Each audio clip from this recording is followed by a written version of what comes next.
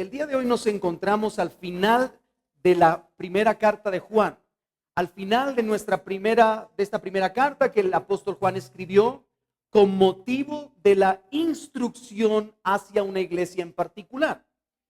Obviamente, la iglesia a la que podríamos nosotros hacer mención es seguramente la iglesia de Éfeso.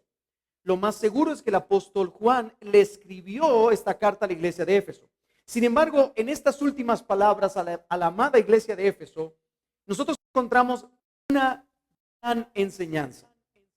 Y mire, hermano, yo quiero que usted se plantee por un momento y se sitúe en el panorama de este final de impacto. Tenemos frente a nosotros a un hombre que vivió 3 años con el Hijo de Dios encarnado. Tenemos a un hombre que vivió con Cristo, que fue discipulado por Cristo durante 3 años.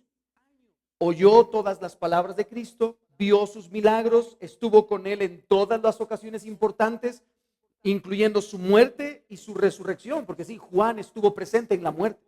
Fue el único discípulo que estuvo allí. Y Juan también atestiguó la resurrección, porque junto con Pedro fueron los únicos 2 discípulos que corrieron desesperados a la tumba a encontrarse con el maestro. Pero después de pasar 60 años de ministerio proclamando a Cristo, con una abundante experiencia pastoral, ministerial, apostólica, como usted le quiera llamar, en esa experiencia abundante, Juan escribe sus últimas palabras a esta iglesia de Éfeso. Y para sorpresa de muchos, sus últimas palabras no son prosperarás, ¿verdad? No, sus últimas palabras son: hijitos, guardaos de los ídolos. Juan nuevamente utiliza la palabra hijitos, y es importante que nosotros observemos que cuando Juan utiliza la palabra hijitos, y cada vez que Juan utiliza la palabra hijitos, siempre se refiere claramente a una iglesia. Juan le está hablando a la iglesia de Cristo, oh iglesia amada. Eso podría ser un buen sinónimo, oh iglesia amada. Pero además, Juan les hace en este texto una severa advertencia. Juan les dice: guardaos. La Nueva Biblia de las Américas lo traduce literalmente con esta palabra: aléjense. Aléjate de allí. Aléjate de eso que es malo para ti. Es una advertencia, es una severa advertencia. Ahora bien, hermanos, en base a esto, y yo quiero ya aterrizar en una enseñanza que es muy importante ya al principio de este texto, y es el hecho de que podemos notar una idea muy clara, hermanos. Tú puedes ser cristiano, tú puedes ser participante del cuerpo de Cristo, tú puedes ser un nacido de nuevo, y al mismo tiempo puedes estar expuesto y luchando contra la influencia de ídolos. Puede ser que tú seas un cristiano honesto, fiel, que ha venido a Cristo en arrepentimiento y fe, que disfruta de las bienaventuranzas eternas y sin embargo albergar en tu corazón ídolos que dañan tu comunión con Dios. Porque Juan, una vez más, no le está escribiendo a personas que no son cristianos. Le está hablando a hijitos, amados, entrañables en el Señor. Y hermanos, quiero dejar esto muy claro, porque esta verdad que Juan está queriendo compartir es mucho más profundo que simplemente no tener imágenes en nuestras casas. Esto es mucho más profundo que eso. No nos quedemos solo sobre la superficie. Porque alguien podría decirme: bueno, pero yo no tengo en mi casa imágenes, yo no tengo a ninguna Guadalupe colgada en un trinchante, yo tampoco tengo un mashimón, ¿verdad?, en la entrada de mi casa. Si lo tiene, pues ese es un problema, ¿verdad? Pero usted puede decir: yo no lo tengo, yo no tengo ninguno de esos ídolos, pero esto no te hace libre de la idolatría. Eso no te hace libre del gran pecado de la idolatría. Definitivamente tener imágenes de alguna clase de elemento, criatura, eso es idolatría, es parte de la idolatría. Pero yo creo que la intención de Juan en este texto es mucho más profunda. Su intención va mucho más allá, porque le escribe a creyentes, a cristianos. Hermanos, después de la caída, nosotros como seres humanos somos idólatras por naturaleza. Somos idólatras por naturaleza. El apóstol Pablo lo dijo con estas palabras en Romanos capítulo 1. El Creador nos diseñó para que nosotros le adoráramos. Sin embargo, la criatura decidió honrar a las criaturas antes que al Creador. Esa es la esencia del pecado. Somos idólatras por naturaleza. Como dice, como escribió más bien el teólogo Juan Calvino, el ser humano es una fábrica de ídolos. Todos nosotros idolatramos algo. Y es que, queridos hermanos, el mayor y más grande enemigo y más grande peligro al que nos enfrentamos en la vida espiritual es la idolatría. Es el más grande peligro. Por eso para Juan es tan importante y por eso es que él termina su carta no con una exhortación a que vivan felices o contentos. No. Él dice, guárdense de los ídolos. Porque eso es terrible, queridos hermanos. Es el mayor enemigo y el mayor peligro al que nos enfrentamos en nuestra vida espiritual. La idolatría. Ahora bien, hermanos, con eso en mente, con esto que acabo de decir, yo quisiera que juntos pudiéramos responder entonces a una primera pregunta esta mañana, y eso me lleva a nuestro primer encabezado esta mañana. Si usted lo tiene, si usted tiene su boletín, espero que lo tenga. El primer encabezado es, ¿en qué consiste la idolatría? Porque, hermanos, si la idolatría es el mayor y más grande peligro al que nos enfrentamos, entonces debemos definir qué es la idolatría. ¿Qué es ser un idólatra? El doctor Martin Lloyd Jones lo define con estas palabras.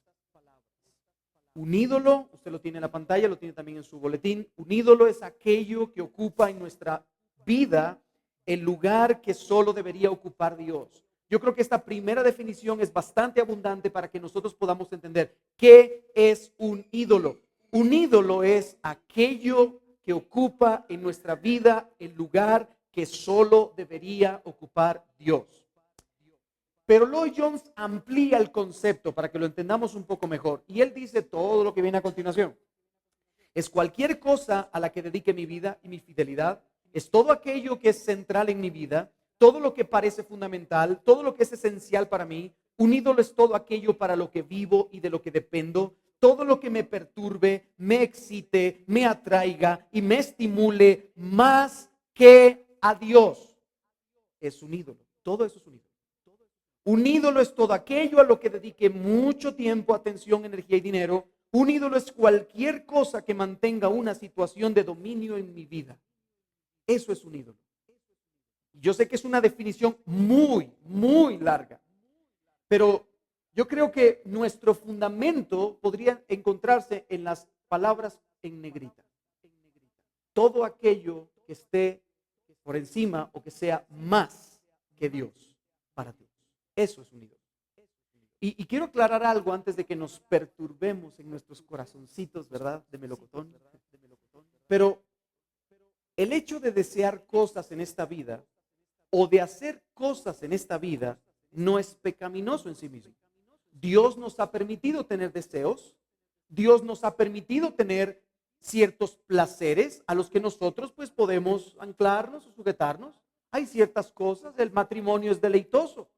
Y lo que ocurre dentro del matrimonio, yo no le digo, ¿verdad? Deleitoso también. Sin embargo, queridos hermanos, el problema y el pecado de idolatría es cuando todos esos deseos o cosas que hacemos en la vida se posicionan en un lugar por encima de Dios. Los deseos está bien. Nosotros, de hecho, los humanos somos seres que viven del deseo. ¿Usted tiene ganas de comer? Eso es un deseo, y es un deseo correcto. Usted tiene ganas de beber agua, por supuesto, ¿verdad? Es un deseo correcto. Así que los deseos son correctos. Es más, permítame decirle esto, la sexualidad dentro del matrimonio es un deseo que Dios ha puesto. Es un deseo correcto y natural, y por lo tanto es deleitoso. Sin embargo, cuando todas esas cosas se posicionan en un lugar por encima de Dios, entonces se convierten en un ídolo para nosotros. Hermanos, todos los seres humanos fuimos creados para adorar a Dios. Todos. No. ¿Y qué pasa con los paganos idólatras? ¿Qué pasa con ellos, los ateos que no creen en Dios? Aún ellos fueron creados para adorar a Dios. Todos fuimos creados para adorar a Dios. Pero cuando no cumplimos con esa encomienda primaria de adorar a Dios y sustituimos el objeto de nuestra adoración, que es Dios, por la criatura que Él ha diseñado, que Él ha creado, entonces somos idólatras. Somos idólatras. Vaya conmigo a Éxodo capítulo 20, verso 3. Tenemos en las pantallas. Dice: no tendrás dioses ajenos delante de mí. Pregunta de educación cristiana nivel 1. ¿Qué mandamiento es este? El primero. Este es el primer mandamiento que aparece en los 10 mandamientos. El primer mandamiento: no tendrás dioses ajenos delante de mí. Y mire cómo lo dice la Nueva Versión Internacional: no tengas otros dioses además de mí. Yo creo que una buena ilustración para poder explicar este texto de Éxodo 23 es la que nos da el pastor Sugel Michelén. Él dice: tener otros dioses por delante de Dios o además de Dios es como colocar una foto de tu amante en la cabecera de tu cama matrimonial y esperar que todo continúe igual. Es la misma idea. Tener otros dioses por delante de Dios o además de Dios es como colocar una foto de tu amante en la cabecera de tu cama matrimonial y esperar que todo continúe igual. Hermanos, obviamente, si usted, querido esposo, le toma una foto a su amante, esperemos en Dios que usted no tenga un amante, ¿verdad? Pero, si usted tuviera un amante y le toma una foto y la pone enfrente en la cama, literalmente, donde usted duerme con su esposa, y pone allí la foto, ¿y quién es esa señora? No, es mi amante. ¿Usted espera que usted va a continuar intacto después de eso? Usted va a morir. Yo estoy seguro de eso. Ahora, ¿por qué esperamos algo diferente cuando nosotros le paseamos a Dios en su cara todos los dioses falsos a los cuales nosotros constantemente adoramos? ¿Por qué esperamos que eso pudiera ser diferente? Oh Dios, yo te amo a ti el domingo, el domingo. Pero luego yo te voy a pasear y te voy a exhibir una gran cantidad, un abanico extenso de dioses falsos. Y tú no tienes que hacer nada porque tu palabra dice que eres un Dios de amor. Equivocado, erróneo, falso. Hermanos, cuando nosotros contemplamos a Dios en su infinita grandeza y perfección, y al mismo tiempo decimos: ¿sabes qué, Dios? Tú eres grande, eres bondadoso, eres generoso, me has prodigado tu amor, pero tú no me satisfaces. Yo necesito algo más aparte de ti. Eso es idolatría. Y ese fue el gran pecado de Israel. En Jeremías capítulo 2, verso 13, y lo voy a leer en la Nueva Versión Internacional también, dice: dos son los pecados que ha cometido mi pueblo. Me han abandonado a mí, fuente de agua viva, y han cavado sus propias cisternas, cisternas rotas que no retienen agua. Ahora, vamos a explicar un poquito esta idea, a ver qué es lo que tiene en mente el Señor cuando escribe esto por mano de Jeremías. El pueblo de Israel había contemplado la bondad de Dios. El pueblo de Israel había salido de Egipto triunfante, habían entrado a la tierra prometida. Dios les había dado todo lo que querían: territorio, gobernantes, reyes. Dios les había fortalecido delante de las naciones. No había otra nación en el tiempo de Salomón que fuera como Israel. Eran, de hecho, la nación escogida del Señor. Era la nación escogida de Dios. Y en vez de deleitarse en amores y en obediencia por Dios, en vez de que sus corazones estuvieran rendidos completamente al Señor, ellos simplemente abandonaron el manantial inagotable de amor y de gracia que el Señor les había provisto. Y decidieron construir para sí mismos, dice el texto, decidieron construir para sí mismos cosas que les llenaban de satisfacción aparte de Dios. Ellos buscaron un deleite pasajero. Ellos buscaron deleites en otros dioses, en otros lugares, en otras manifestaciones. Hermanos, solo hay que leer los últimos 2 capítulos de Reyes, de Segunda de Reyes para darse cuenta de la depravación idolátrica que ellos tenían. Literalmente dice que en el templo había un lugar donde estaban las mujeres que se prostituían con otros dioses. En el templo. ¿Se puede dar cuenta usted de lo difícil entonces que era esta idolatría de parte de Israel hacia Dios? Pero finalmente estas cosas que ellos hicieron son cosas que al final de la historia no producían satisfacción plena, no producían una verdadera felicidad. Ellos estaban completamente muertos. ¿Y sabe por qué sabemos eso? Porque el texto dice, y han cavado sus propias cisternas, cisternas rotas que no retienen agua. Ellos habían encontrado el manantial de agua de vida inagotable. Y en vez de eso decidieron construir cisternas y encima los constructores de plano que se graduaron en una universidad en línea. Porque construyeron cisternas rotas. O sea, ¿qué constructor construye cisternas rotas? Pero la realidad es que ellos lo hicieron porque no hay nada que pueda satisfacer el corazón del ser humano, sino solamente el Dios que ha creado el corazón del ser humano. Así es el ser humano, hermanos. Lo que hoy te satisface tanto y te llena tanto de alegría, lo que hoy te nubla la vista y te parece esencial para vivir, mañana no te va a saciar. Mañana te aburrirás. Mañana querrás algo más grande, algo mejor, algo que te dé más felicidad. Desafortunadamente no lo encontrarás, porque el ser humano no se sacia con nada. Blaise Pascal, el matemático de hace 200 años, dijo que el corazón del hombre tiene un agujero tamaño Dios que solo Dios puede rellenar. Solo Dios. Solo Dios puede satisfacerte. Solo Dios puede llenarte. Solo Dios puede ser tu sustento.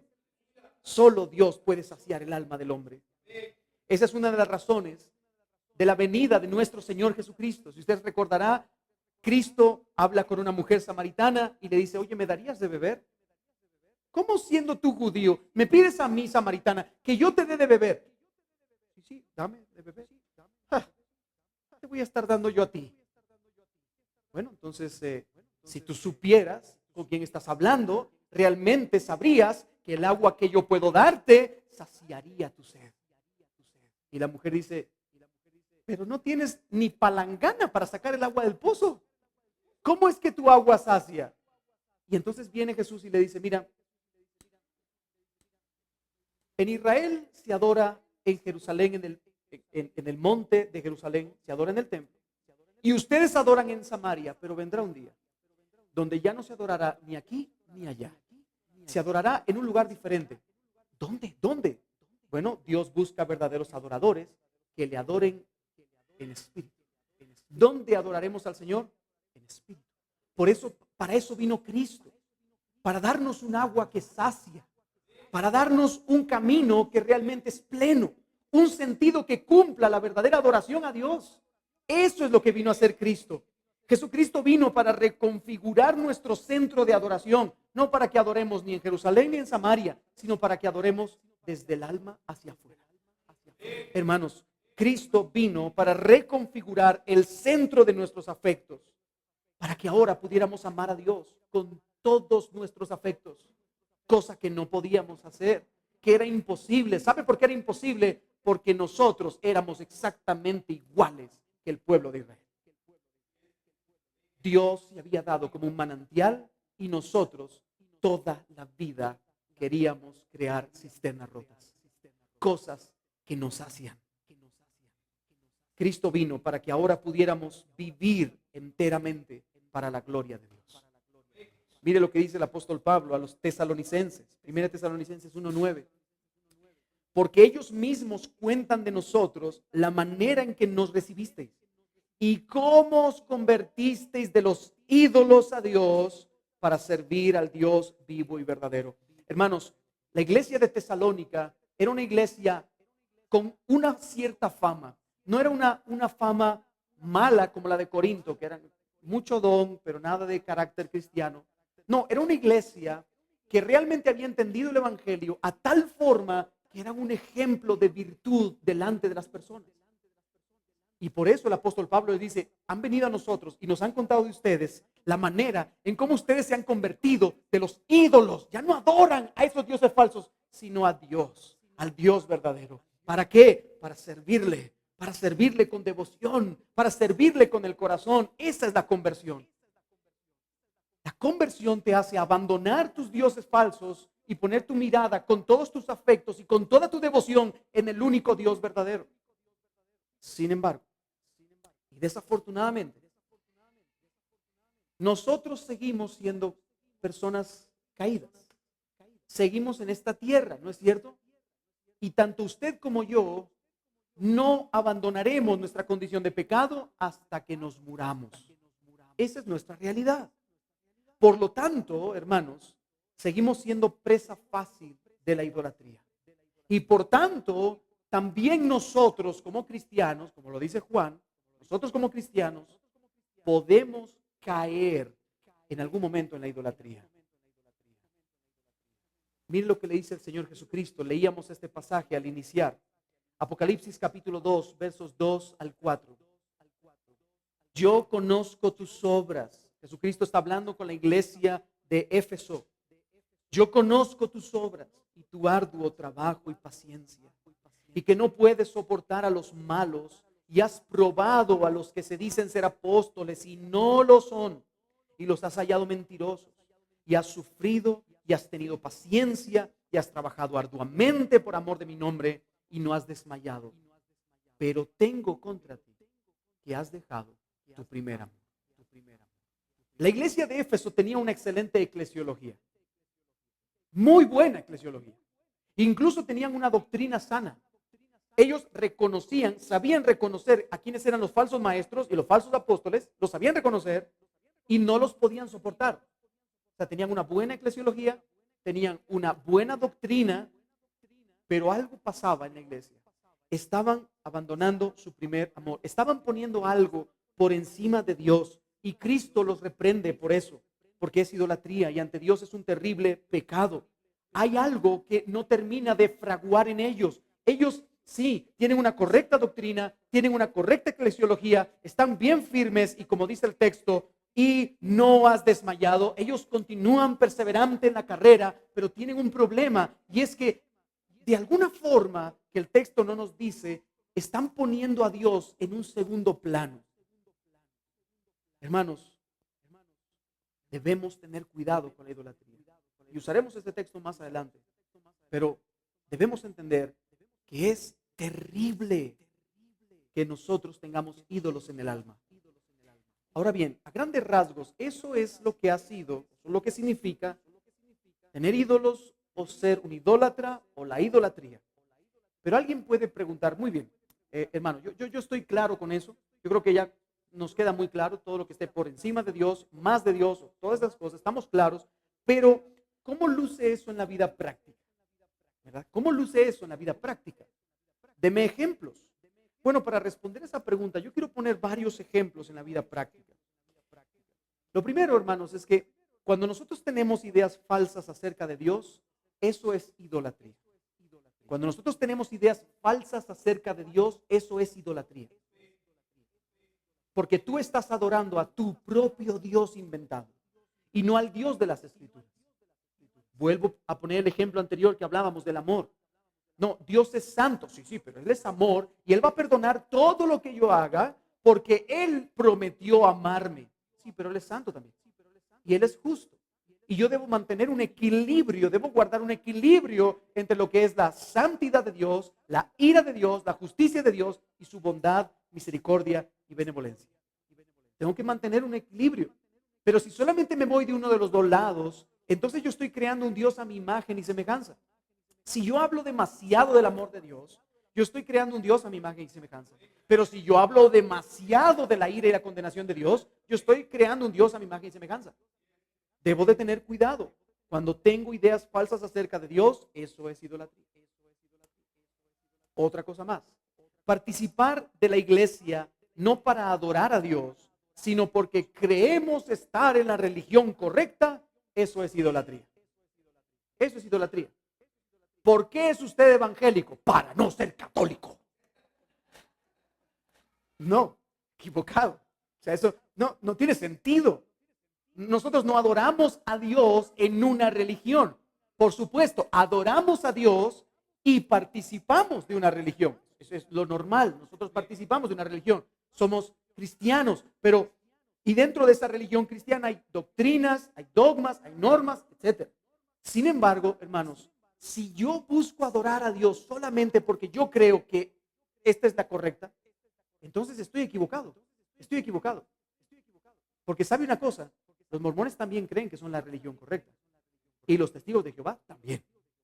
Entonces, debemos de tener mucho cuidado con nosotros crear un Dios a nuestra imagen y semejanza y hacer de la iglesia un Dios.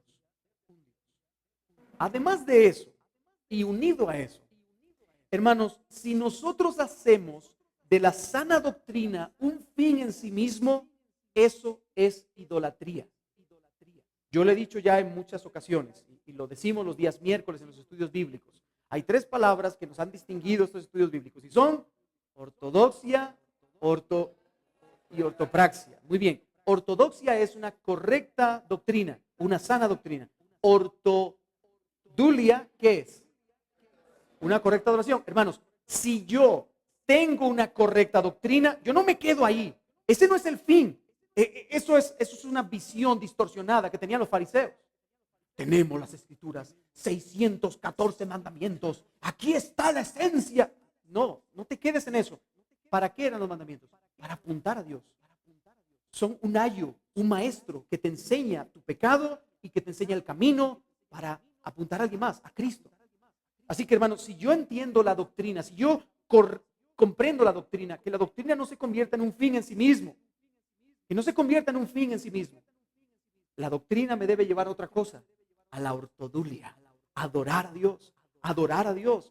Debe de haber una adoración en mi corazón, no hacia la doctrina, sino hacia el Dios que ha establecido todos esos principios para que yo le adore a Él. Otro más. Hay personas que adoran, en el otro extremo, hay personas que adoran su propia experiencia, que no tienen nada que ver con la doctrina, nada que ver con la Biblia, sino su propia experiencia. No hablan de Dios, simplemente hablan de sí mismos, de lo que les ha ocurrido, de lo que Dios ha hecho con ellos. Eso es idolatría. Estás idolatrando tu experiencia. ¿Y por qué sabemos eso? Bueno, porque cuando confrontamos a esas personas a través de la palabra y le decimos, oye, tu experiencia dice una cosa, pero la palabra dice otra cosa, no importa, pero a mí Dios me habló y me dijo tal cosa, eso es idolatría. Eso es idolatría. Hay hombres que convierten a su esposa en un ídolo y mujeres que convierten a su esposo en un ídolo. Los padres también pueden convertir a sus hijos en ídolos.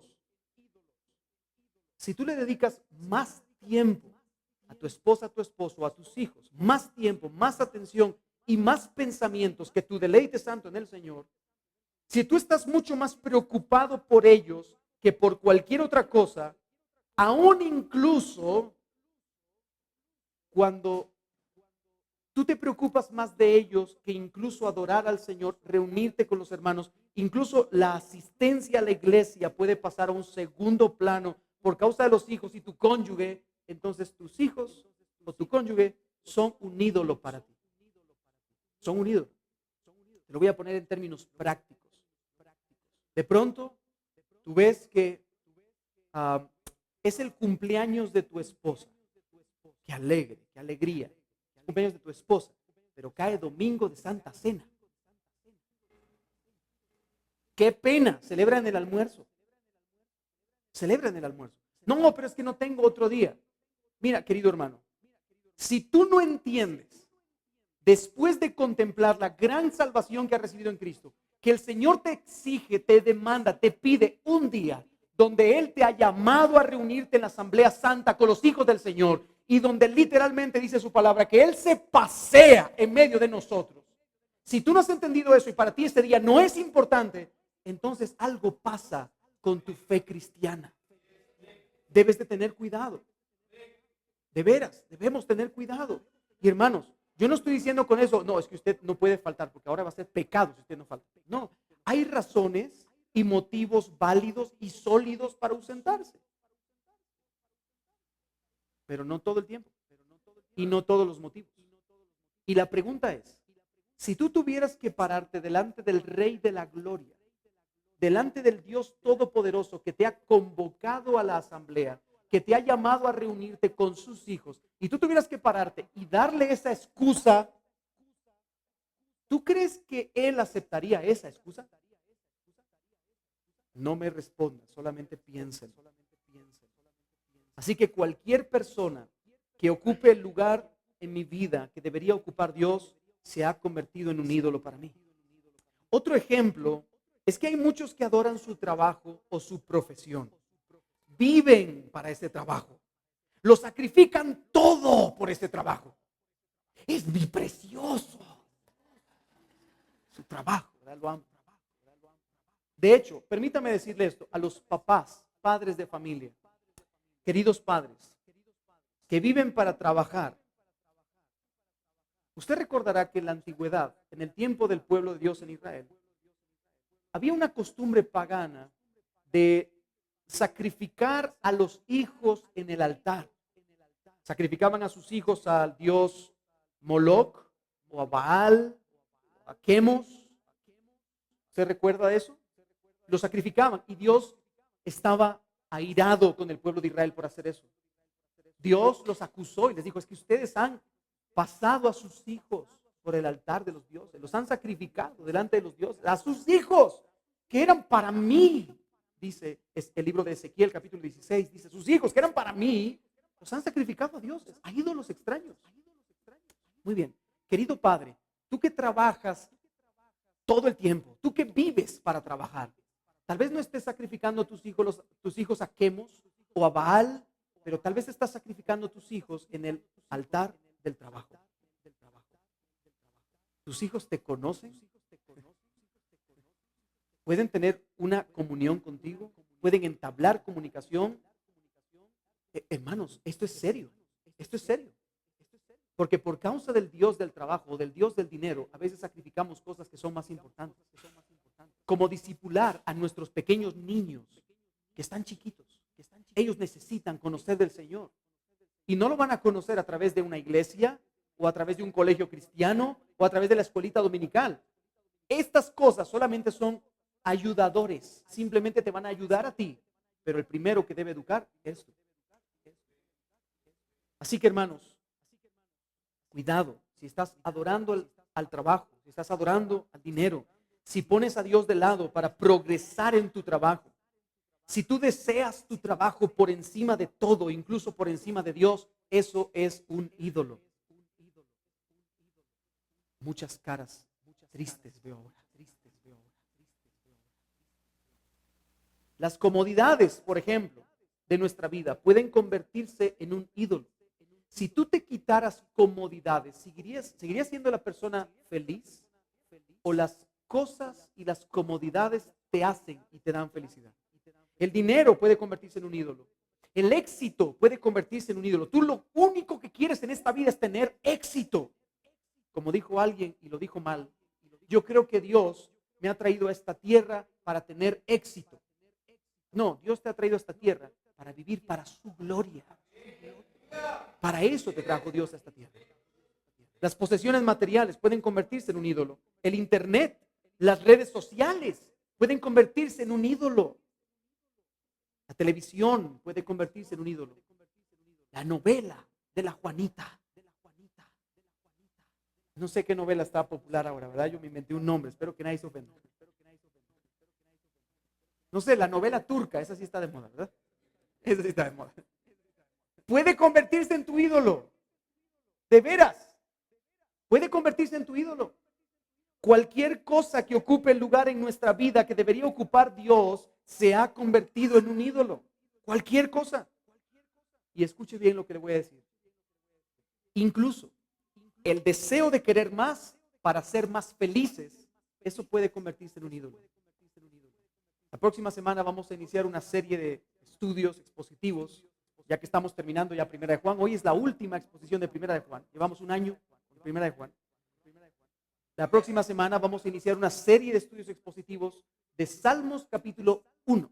Salmos capítulo 1. Y el tema general se llama la verdadera felicidad. Si tu motivo en la vida es encontrar la felicidad en más y más y más, entonces eso es un ídolo para ti, incluyendo la felicidad.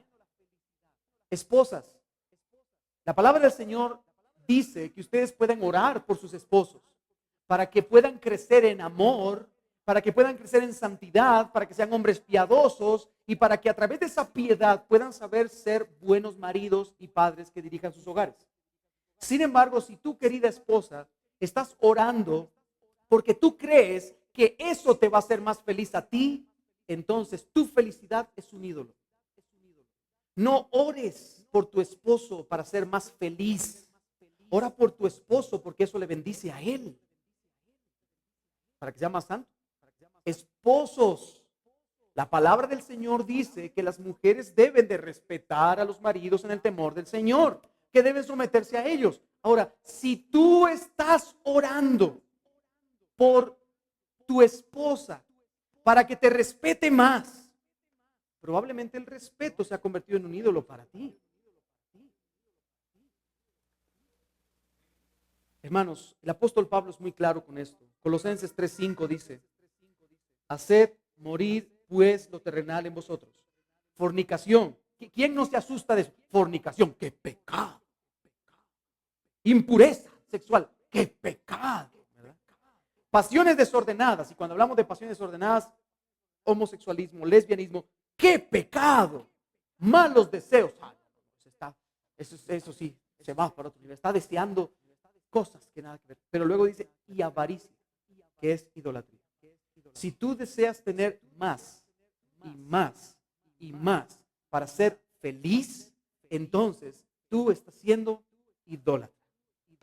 Hay muchos cristianos que piensan, yo sería más feliz si tan solo tuviera una mejor casa, un mejor carro, un esposo más amoroso, una esposa más respetuosa, un mejor teléfono. Si tú piensas así, eso es avaricia, lo cual es idolatría. Siempre quieres tener algo más. Siempre hay algo más que podría hacerte más feliz. Si tú piensas en esos términos, y yo no estoy hablando, de veras, yo no estoy hablando de que ahora tú vayas a decir, bueno, yo podría estar ganando en una empresa mejor salario, pero como me dijeron en la iglesia que yo me tengo que conformar, ¿verdad? Entonces voy a echar la cabeza, voy a dejar que me pateen, ¿verdad? No, no es lo mismo, no es un sinónimo.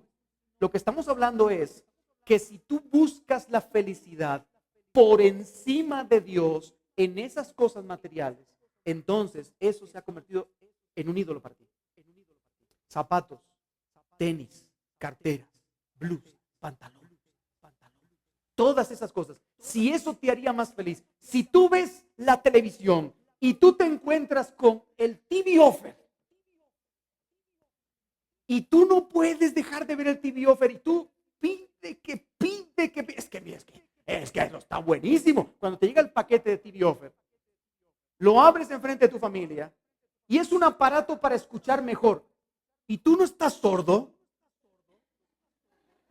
Entonces tú lo que tienes es una idolatría compulsiva por la felicidad. Tú quieres ser más feliz y nada te sacia. Déjame decirte algo, nada te saciará nunca. Nada, nunca te va a saciar. Y si usted no me cree, lea el libro de Eclesiastés. Eclesiastés lo escribe un hombre que de verdad lo tuvo todo. El hombre más rico que ha existido sobre el planeta. Es más, si usted ve a su esposa y usted dijera, no, es que si yo tuviera otra mujer, me haría más feliz. Salomón tuvo 1000. Mi hija me preguntaba esta semana, ¿cómo pudo Salomón tener 1000 mujeres? Yo le digo, no sé. No te lo puedo explicar, una ya. No entiendo. Pero hermanos, de verdad, Salomón lo tuvo todo. Tuvo dinero, tuvo posesiones, tuvo un palacio inmenso, la sabiduría más grande del mundo, tuvo la mayor cantidad de mujeres, tuvo la mayor cantidad de comida. Hermanos, Salomón literalmente dice, todo lo que mis ojos querían, todo lo que yo tenía de deleite, yo se lo permití a mi cuerpo. Todo. ¿Y cuál es la conclusión de ese hombre? La conclusión es, y me llené y me encantó. No, vanidad de vanidades, todo es vanidad. Nada logrará llenarte. Si tú no apuntas a Dios, si tu mirada no está puesta en el Señor, entonces todo es una vanidad. La dieta y el gimnasio no son pecados. No son pecados en sí mismos. No están mal. Pero cuando se convierten en algo tan importante que sacrificas tu comunión con Dios, entonces un ídolo. Si tú pasas más tiempo haciendo dieta o en el gimnasio que lo que pasas en la presencia del Señor, deleitándote en el Señor, entonces eso se ha convertido en tu ídolo. Pero definitivamente, hermanos, y debo continuar porque ese reloj ya está haciendo ojo. Definitivamente, el mayor ídolo de todos nosotros, y escuche bien lo que le voy a decir, el mayor ídolo de todos nosotros, y yo creo que usted y yo tenemos ese ídolo, y una terrible idolatría hacia ese ídolo, inmundo, terrible, es el ego. El ego. Y no hablo de la gelatina para el pelo que usan los hombres, ¿verdad? El ego, el yo, ese es el ídolo más grande que todos tenemos. Todo lo que hemos hablado, todo lo que hemos dicho, se resume a un solo ídolo, finalmente al ego. Colocarnos a nosotros mismos, colocarnos a nosotros en el lugar donde debería estar Dios. Sentarnos a nosotros en el trono cuando es Dios el que debe estar sentado en el trono. Y hermano, tú no necesitas un doctorado en idolatría. Los niños desde pequeños son ególatras por naturaleza. ¿De veras? Siéntate en esta silla. No, yo quiero en esta otra. Que te sientes en esta silla. Que no, que te sientes o paletazo. Por fuera estoy sentado, por dentro estoy parado. Esa es la respuesta de los niños. ¿Y por qué? Porque son ególatras. Son ególatras. Ellos quieren hacer su voluntad. Son voluntariosos. Es la naturaleza de los niños. Y así continuamos creciendo. Y así vamos hacia arriba. ¿Cuál es la mayor cantidad de problemas y pleitos que ocurre dentro de la iglesia? Siempre el ego. ¿Se recuerda de Hechos capítulo 6? Nuestras mujeres están desatendidas, dijeron los griegos. El ego. El ego. Ese es el ego, el yo. Es lo primordial. Las personas que idolatran a un equipo de fútbol lo hacen porque es su equipo de fútbol. Las personas que idolatran a sus hijos son porque son sus hijos. Los que idolatran a su cónyuge es porque es su cónyuge. Es que es mi esposo. Aquellos que hacen de cualquier otra cosa en la vida su Mesías, es su Mesías. El ídolo más terrible contra el cual debemos enfrentarnos es el Dios yo. El yo. Todos los días el yo debe morir. Por eso es que el apóstol Pablo dice, a diario muero. Yo estoy seguro que el apóstol Pablo no estaba hablando de morir físicamente. Estaba hablando de morir a su yo, al ego que él tenía. Esa preocupación constante por nosotros mismos. Hermanos, esa idolatría es cuando todo gira a mi alrededor, mi interés, mi situación, mi éxito, mi familia, mis posesiones, mi desarrollo. Yo. Nuestro ídolo somos nosotros mismos. Nosotros mismos. Y eso puede llevarte incluso, y escucha bien esto, porque es muy importante, eso puede llevarte incluso a acercarte a Dios solo para que te conceda tu deseo idolátrico. ¿Estás buscando a Dios? Sí, pero no como un fin en sí mismo, sino como un camino para tus deseos personales. ¿Buscas a Dios para ser próspero? ¿Buscas a Dios para ser sano? ¿Buscas a Dios para tener un mejor matrimonio? ¿Buscas a Dios para tener una mejor empresa? ¿Para tener un mejor trabajo? No buscas a Dios por lo que Él es en verdad, sino porque te satisface a ti, porque tú eres tu Dios. Ten cuidado con eso. Eso es terrible, hermanos. Eso es idolatría pura y dura. Y ese es el mensaje del siglo XXI. El mensaje del siglo XXI no es muérete. No me malentiendan, ¿verdad? No es muere a ti mismo, muere tus deseos, muere tus pasiones. No es muérete en ese sentido, sino el mensaje es vive más, vive mejor. vive, progresa, vamos.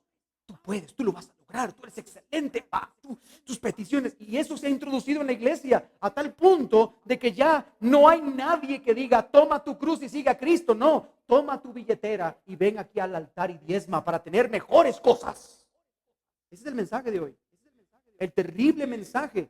Y todo proviene de la idolatría. Tenemos en el altar de la iglesia al Dios ego, al Dios yo. Está sentado en medio de nosotros. Así que nuevamente, un ídolo es todo aquello que ocupa en nuestra vida el lugar que solo Dios debería ocupar. Como lo dice el pastor y escritor Timothy Keller, dice que un ídolo es algo que es más importante para ti que Dios. Cualquier cosa que cautive tu corazón y tu imaginación más que Dios. Cualquier cosa que esperes que te proporcione lo que solamente Dios puede darte. Es algo tan crucial y esencial para tu vida que si lo perdieras, tu vida carecería de sentido. Hermanos, yo espero al punto de este sermón ahora mismo, espero de todo corazón haber dejado lo suficientemente claro que hay una gran cantidad de ídolos reales y potenciales a nuestro alrededor y es serio, es serio. Pero nuestro texto hace un énfasis y el énfasis es guardaos de los ídolos. El énfasis está en guardaos. O sea, Juan no dice sepan lo que es un ídolo, no, dice guardaos lo que es un ídolo. Por lo tanto, eso me lleva a responder una segunda pregunta. ¿Cómo? ¿Cómo nos podemos guardar de los ídolos? ¿Cómo puedo yo guardar mi corazón perturbado por causa del pecado? ¿Cómo lo puedo guardar de los ídolos? Bueno, yo voy a dar 4 ideas muy importantes. En primer lugar, debemos identificar nuestros ídolos. Debemos identificar nuestros ídolos. Esfuérzate por identificar si hay algún ídolo en ti que esté posicionándose por encima del Señor. Y yo creo que hay algunas preguntas que nos pueden servir como un examen personal. Te pregunto, y me pregunto a mí también, ¿cuáles son los deseos que controlan y dominan tus pensamientos y conversaciones? ¿Qué es en lo que más piensas? ¿Qué es lo que más piensas? ¿Cuáles son las cosas por las que más tú oras? Porque vuelvo a repetir, pueden ser cosas buenas en sí mismas, pero cuando están por encima de Dios, es idolatría. La pregunta es, ¿cuáles son las cosas por las que más tú oras? Otra pregunta, ¿estarías dispuesto a pecar para obtener alguna de esas cosas? Esto es una pregunta seria, hermano. ¿Estarías dispuesto a pecar para obtener alguna de esas cosas? Y hermano, tiene usted que tener en cuenta que yo no hablo necesariamente de pecados comprometedores. No estoy hablando de pecados como el adulterio, el homosexualismo, aunque tal vez sí, pero no estoy hablando de esa clase de pecados necesariamente. Y déjenme poner un ejemplo sencillo, que ya lo mencioné antes, lo voy a volver a repetir. Dios ha establecido en su palabra un día, un solo día a la semana, para que juntos como iglesia podamos exaltar el nombre del Señor en adoración. Dios nos ha reunido en su asamblea para poder adorarle juntos a Él. Y mi pregunta es, ¿tú estás dispuesto a violar el llamamiento santo del Señor de reunirnos como asamblea cada semana y no congregarte con su pueblo para cumplir con otro de tus deseos personales? Te la hago más pequeña. ¿Tú estás dispuesto a faltar a un llamamiento del Señor para reunirte con su iglesia por cumplir un deseo? Es que tengo unas ganas tremendas, usted dirá chocomil. Y el único día que puedo ir es el domingo. Entonces, bueno, los hermanos se van a tener que aguantar, ¿verdad? Porque yo no voy a llegar. Ahora, yo quiero hacerle una pregunta, y yo he hecho esta pregunta en varias ocasiones ya. Le pregunto esto, piénselo por un momento. Si un hermano X, cualquier persona de la iglesia, si un hermano X no asiste a la reunión dominical Y después de la reunión, mira, ¿y dónde está Clementino? No vino. Ah, bueno, ya vendrá la otra semana. ¿Sí? ¿Qué le pasó? No, pues es que tenía que ir a Chocomil. Tenía en sus planes ir a Chocomil, entonces se fue a Chocomil, ¿verdad? Para disfrutar y deleitarse en Chocomil. Bueno, uno dice, que la goce, que la disfrute. Ahora, ¿qué pasaría si el domingo usted viene a la iglesia, usted canta en alabanza y de pronto toca el tiempo de la prédica y el púlpito vacío y no viene? Y pasan 5 minutos, y 10 minutos, y 20 minutos, y no viene. Y el hermano que tenía que predicar, el pastor que tenía que predicar, no se aparece. Y al final del culto, usted ya desesperado, se levanta y dice, bueno, hermanos, ¿qué hacemos? Vámonos a nuestras casas porque aquí no hay pastor, no va a haber palabra predicada, entonces vámonos. Entonces alguien levanta la mano y dice, ay, perdón, es que se me olvidó avisarles que el pastor se fue a Chocomil. ¿Por qué se ríe? ¿No se supone que somos miembros iguales del cuerpo de Cristo? ¿Qué diferencia hay en que un miembro regular y habitual de una iglesia no asista a la reunión y que no asista al pastor? ¿Qué diferencia hay? Es que es su trabajo. Es que para eso le pagamos. Hermano, tú has sido convocado por el Dios Altísimo para venir delante de su presencia. Y vuelvo otra vez a repetir. Con esto yo no estoy diciendo que tú jamás, nunca puedas faltar a una reunión dominical, porque si no es pecado y entonces tú pierdes tu salvación. No, estoy hablando de eso. El pecado imperdonable es no venir el domingo a la iglesia. No, no es eso, hermano. Yo lo que estoy diciendo es que tienes que tener una buena excusa, una excusa correcta y que sea determinante para que tu falta sea objetiva delante de toda la asamblea. Hermano, vuelvo a preguntar, ¿estarías dispuesto a violar el llamamiento santo del Señor de reunirte con su iglesia por cumplir un deseo personal? Si tu respuesta es que sí, entonces ese deseo es un ídolo. Cuidado con la idolatría. Pero sigamos identificando ídolos porque hay muchos más. ¿Hay alguna cosa aparte de Dios que te haga sentir seguro? ¿Hay alguna cosa aparte de Dios que te haga sentir completo? ¿Tu esposo, tu esposa, tu cuenta del banco, incluso tu doctrina? ¿Hay algo que te hace sentir seguro? Si tu respuesta es que sí hay algo que te hace sentir seguro por encima de Dios, entonces allí hay un ídolo.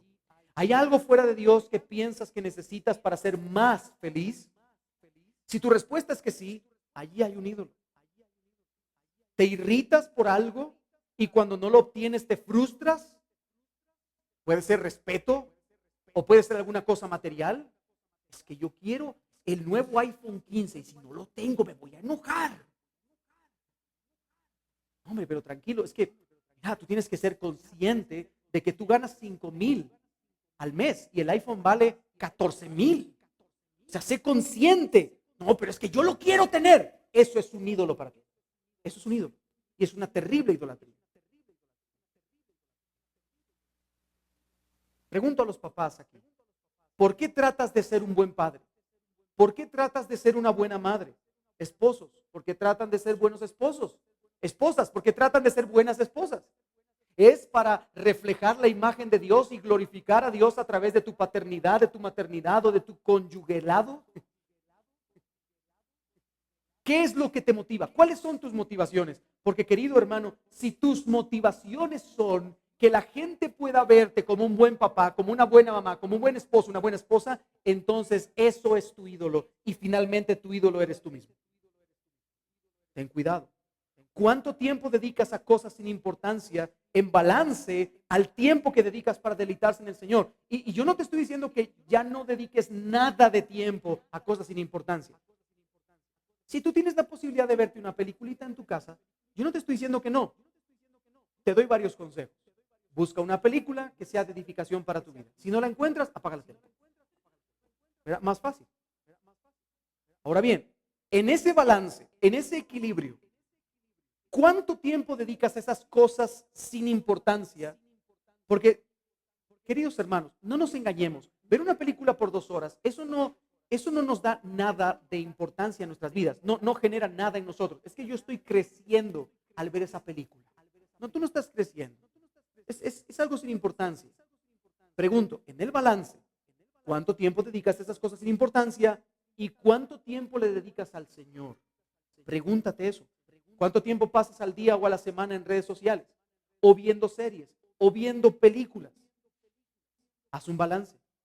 Si dedicas más tiempo en todas esas cosas que en deleitarte en el Señor, entonces allí hay un ídolo. Y hermano querido del Señor, yo no estoy diciendo con eso que tú te tengas que convertir ahora en un estudioso sacro de las Escrituras y que te metas en tu habitación y empieces a estudiar teología, porque eso te deleita.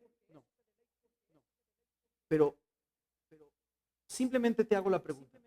Durante esta semana, solo esta semana, ¿cuánto has leído de tu Biblia? Durante esta semana, ¿cuánto has leído de tu Biblia? He leído un montón.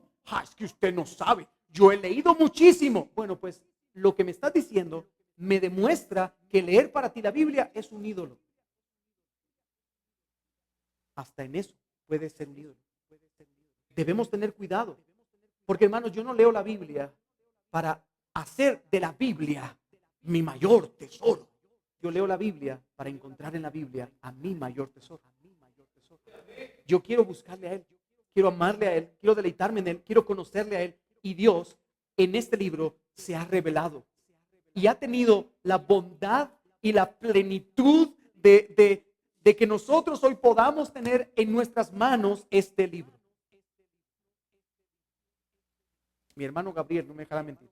Estamos estudiando en el Instituto Bíblico precisamente la historia de cómo la Biblia se formó, ¿no es cierto? Y llegamos a una conclusión. Lo que hoy nosotros tenemos en nuestras manos, cada página fueron escritas con sangre. Con sangre. Nosotros no teníamos la Biblia hace 500 años así como la tenemos. Ni la teníamos en nuestro idioma. Es más, ni la teníamos dividida por versículos y capítulos. Pero Dios en su infinita gracia nos ha permitido que nosotros podamos tener en nuestras manos su palabra, para que podamos gozarnos y deleitarnos en Él. Hermano, ¿cuánto tiempo estás pasando tú en deleitarte en la palabra del Señor, conociendo al Señor? ¿Cuánto tiempo dedicas tú para orar? ¿Cuánto tiempo dedicas a la semana o esta semana? ¿Cuánto tiempo has dedicado para contemplar las maravillas de la ley de Dios y deleitarte en su palabra? ¿Cuánto? ¿Cuánto tiempo esta semana has dedicado para orar? Y de verdad, no se sienta acusado, siéntase exhortado.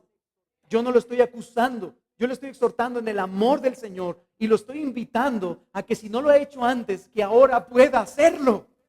Que usted pueda apartar el tiempo y dedicarlo para el Señor y decir, gloria a tu nombre. Yo voy a dedicar mi semana y cada día para alabarte a través del estudio de la palabra, a través de la oración. Yo lo voy a hacer porque yo te amo. Yo quiero más de ti. Querido hermano, esto es una exhortación de amor. Hágalo en el amor del Señor. Esta semana a mí me tocó enfrentarme contra una de las lecturas más difíciles que hay en el Antiguo Testamento. Primera de Crónicas. Primera de Crónicas inicia de una manera en la que tú seguramente quieres tirar la toalla. Te quieres dar por vencido. O sea, tú lees Primera de Crónicas y tú dices, aquí yo no encuentro a Dios por ninguna parte. Aquí encuentro a que Elisab era hijo de Elisub, Elisub era el hijo de Isamar, Isamar era el hijo de Samuel, y Samuel era el hijo de Etiob, Etiob era el hijo de Itamar. ¿Dónde está Dios ahí? Bueno, pues resulta que empecé a leer uno de los capítulos que hablaba acerca del linaje de Leví. Y resulta ser que es el capítulo más largo. El linaje, la descendencia de Leví, la descendencia sacerdotal, y ahí está la clave, de Leví, es la más larga. Y dedica más tiempo, un capítulo más largo para hablar acerca de eso. Y cuando yo terminé el capítulo, yo digo, ¿cómo puedo yo ver a Cristo aquí? ¿Cómo puedo, a través de ese estudio, ese capítulo, apuntar a Jesús? Yo no sabía qué hacer.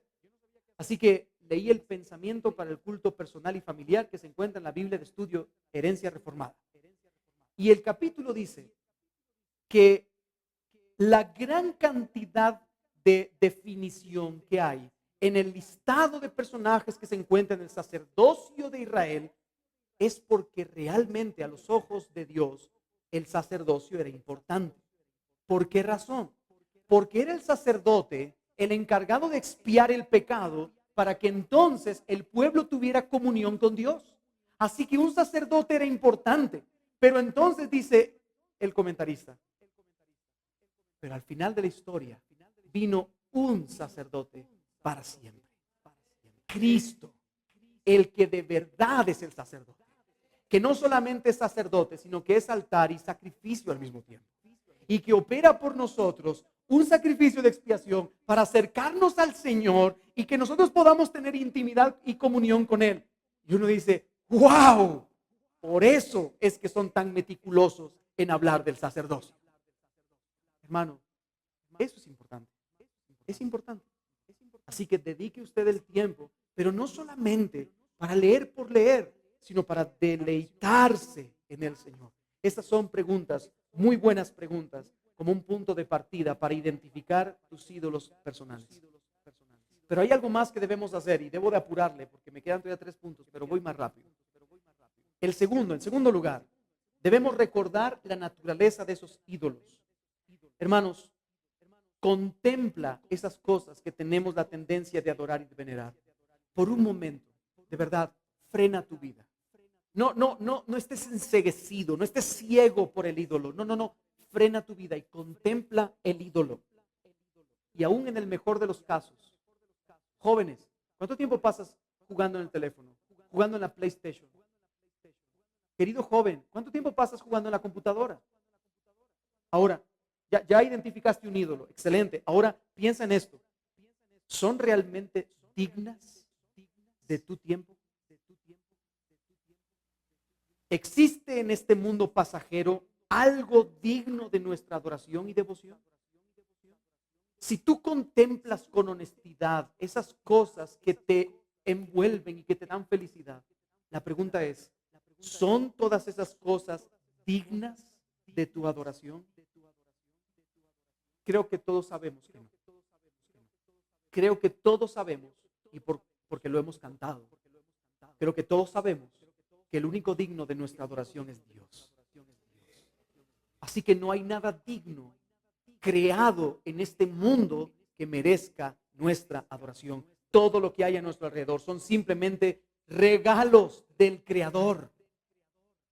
Vuelvo otra vez a repetir. Son regalos del Creador. Hermanos, son dones, carismas, regalos del Señor. El Señor te ha permitido estar casado. Gloria a Dios, ese es un regalo del Señor. No hagas de tu cónyuge tu Mesías. El Señor te ha permitido tener hijos. Bendito sea su nombre. No hagas de tu hijo un ídolo, porque es un regalo del Señor. Son regalos de la gracia de Dios. Úsalos como regalos, no como dignos de tu devoción.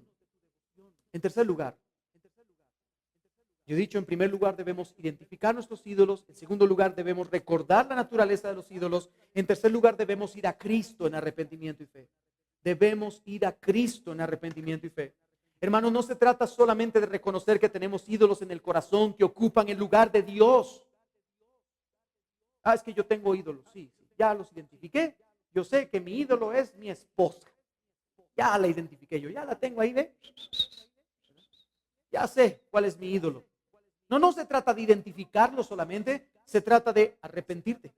Se trata de arrepentirte de tu pecado, porque la idolatría es pecado, y acudir a Cristo para ser rescatados por medio de su gracia de nuestra idolatría. Hermanos, solo Cristo provee el agua inagotable, el manantial de vida que no se sacia, nunca acaba. Ese manantial permanece y permanece para siempre.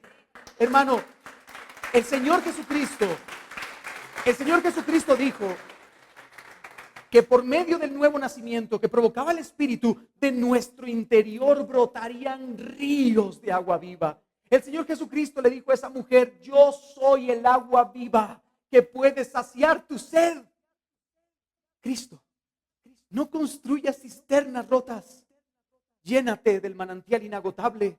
Ve a Cristo en arrepentimiento y fe. Hermanos, el arrepentimiento y la fe en Jesucristo no son solo la llave de entrada para el reino de los cielos.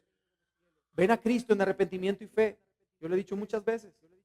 No es solamente la entrada, es parte de todo tu peregrinaje. Vive en arrepentimiento. Solo en Cristo hay suficiencia. Solo en Cristo hay plenitud.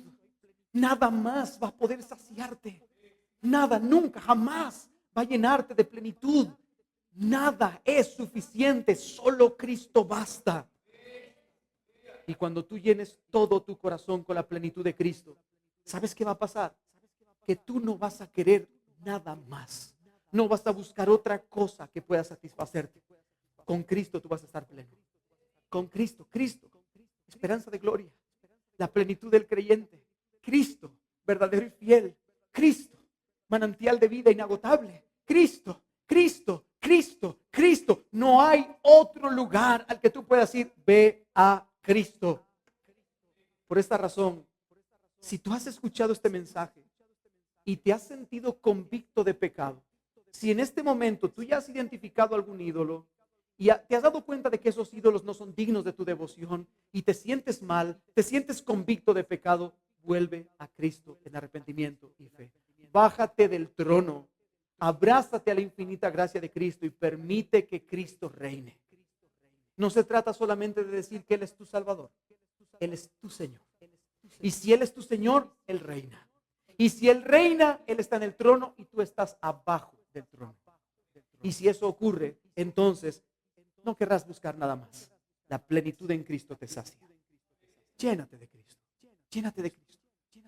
Y en cuarto lugar, he dicho 3 cosas hasta el momento. Número 1, debemos identificar los ídolos. Número 2, debemos recordar la naturaleza de esos ídolos. Número 3, debemos ir a Cristo en arrepentimiento y fe. Y número 4, debemos recordar cada día la verdad acerca de Dios y vivir en comunión con Él. En la medida en la que conocemos a Dios, por medio de la oración y de la lectura de la palabra, nos damos cuenta de que solo existe uno que es digno de toda alabanza, y ese es Dios. En la medida en la que tú te encuentras y te topas con el Señor, solo existe uno que es digno de toda gloria. Solo Él, solo Él. Es más, Él lo tiene muy claro. Él dice en Isaías, mi gloria yo no la compartiré con nadie. Así que ustedes no lo malentiendan, no lo malinterpreten. La salvación no es para ustedes, sino por amor a mí mismo. ¿Ve usted lo que es? Hermanos, démosle gloria al Señor. Démosle gloria al Señor. En Éxodo capítulo 23, verso 13. Éxodo capítulo 23, verso 13. Hay un texto que casi pasa desapercibido, pero me encanta. Dice, yo lo voy a leer en la Nueva Biblia de las Américas. Éxodo 23, 13. Lo leo en la Biblia de las Américas. Dice, y en cuanto a todo lo que les he dicho, porque ya Moisés ya nos ha dicho todos los mandamientos que pide Dios, escuche, y en cuanto a todo lo que les he dicho, estén alerta, o como diría Juan, guardaos, la misma palabra, guardaos, estén alerta. No mencionen ni se oiga en sus labios el nombre de otros dioses. ¿Cómo lo dice esta versión? Y todo lo que os he dicho, guardadlo. Y nombre de otros dioses no mentaréis, ni se oirá de vuestra boca. Creo que está más entendible. Y en cuanto a todo lo que les he dicho, estén alerta. No mencionen ni se oiga en sus labios el nombre de otros dioses. ¿Sabe por qué Dios es tan determinante con eso? Porque el único que merece la adoración es el Creador. No la criatura, ni la creación. Es el Creador. Así que, hermanos, después de contemplar a Dios en su palabra, te darás cuenta de que adorar el dinero, adorar las posesiones materiales, adorar la posición social, el éxito, a tu cónyuge, a tus hijos o a cualquier otra cosa en esta vida es lo más trágico, absurdo y decepcionante que pueda existir. No adores a nadie más, ni a nada más. Solo a Dios.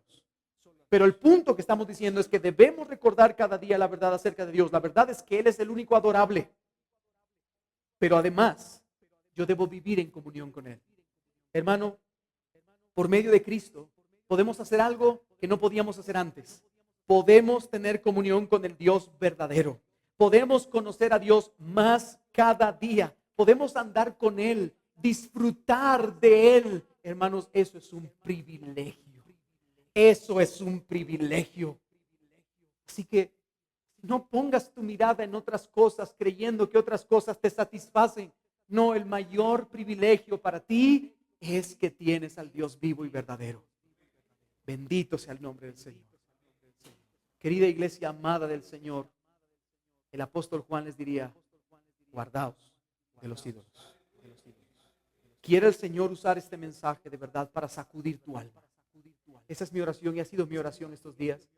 Quiera el Señor con este mensaje sacudir tu alma, que puedas identificar cualquier ídolo que pueda haber en tu corazón, que puedas con la gracia del Señor destronar a todo ídolo que pueda haber en tu corazón, pero también que a través de este mensaje puedas encender tus afectos un poco más por el Dios Altísimo. Enciende tus afectos por Él, que tus afectos estén cada vez más encendidos por Él. Cristo vino para derribar a todos los ídolos del corazón. Y por su gracia podemos conocer al Dios verdadero.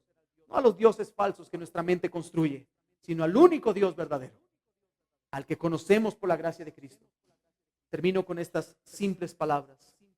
Contémplale, ámale, búscale y deleítate en Él para siempre. Bendito sea el nombre del Señor.